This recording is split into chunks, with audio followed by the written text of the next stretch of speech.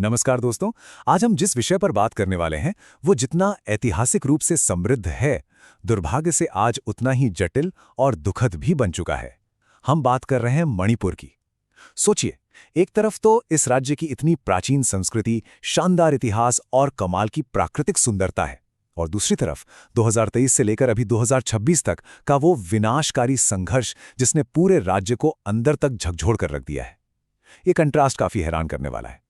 तो आज के इस एक्सप्लेनर में हम बिना किसी पक्षपात के सिर्फ और सिर्फ तथ्यों और ऐतिहासिक संदर्भों के आधार पर इस पूरी स्थिति को डिकोड करने की कोशिश करेंगे।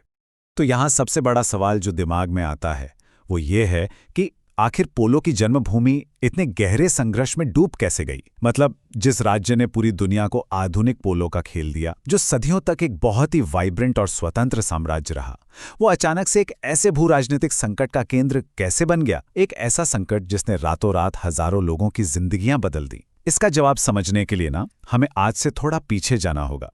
तो चलिए पहले हिस्से में मणिपुर के ऐतिहासिक परिचय पर नजर डालते हैं, क्योंकि इतिहास समझे बिना वर्तमान की इस हिंसा को समझना लगभग नामुमकिन है।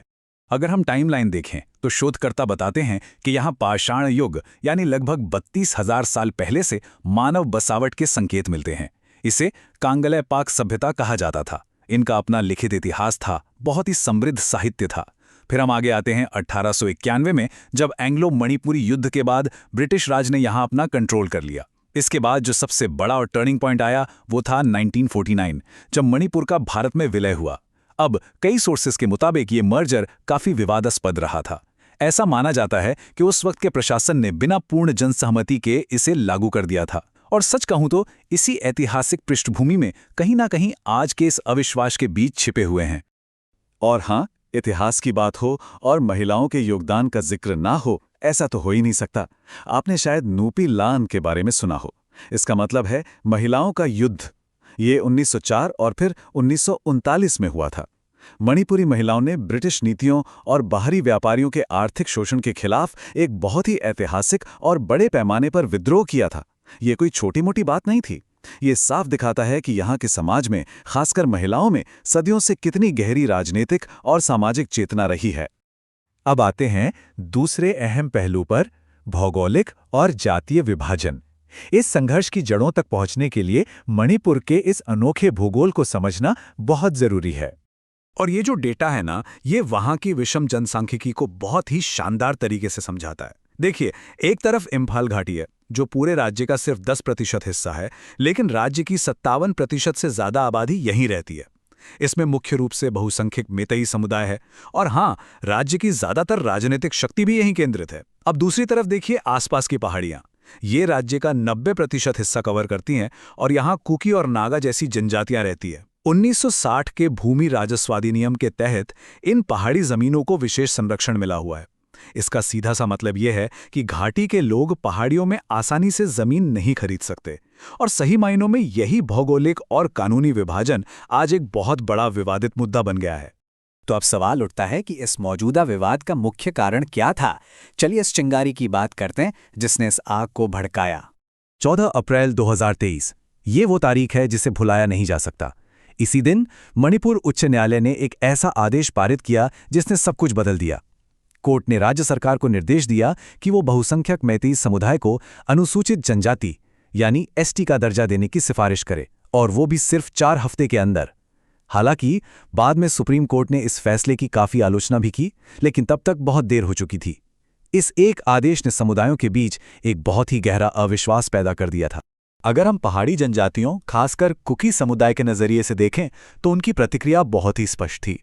उनका साफ कहना था कि इस बदलाव से पहाड़ी जनजातियों के आर्थिक अवसर कम हो जाएंगे। उनका डर ये था कि अगर मैतेई समुदाय को, जो पहले से ही पॉलिटिकली और डेमोग्राफिकली मजबूत है, अगर उन्हें भी एसटी का दर्जा मिल गया तो संरक्षित पहाड़ी जमीनों पर उनके अधिकार और सरकारी नौकरियों में मिलने वाले मौके खतरे में पड़ जाएंगे। और इसी डर और असंतोष ने 3 मई 2023 के उन बड़े विरोध प्रदर्शनों को जन्म दिया।